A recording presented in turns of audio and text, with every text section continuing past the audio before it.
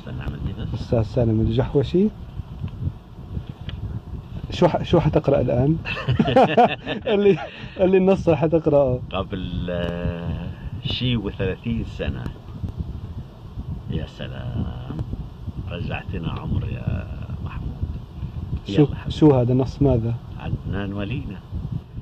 هذا النص الافتتاحية في الحلقة الأولى. نعم.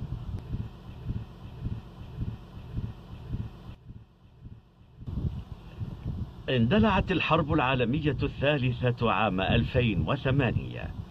استخدمت فيها الشعوب المتحاربة أسلحة مغناطيسية تفوق في خطورتها الأسلحة التقليدية، ونتيجة لذلك حل الدمار في البر والبحر. فانقلبت محاور الكرة الأرضية، وباتت الكرة الأرضية تعيش كارثة مؤلمة. مر الآن 20 عاما على الكارثة، ولم يبقى على هذه الجزيرة سواهم.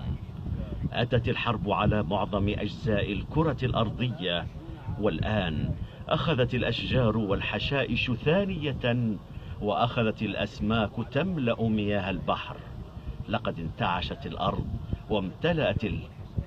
وامتلأت بالحياة من جديد. سالم الجحوشي، عدنان ولينا.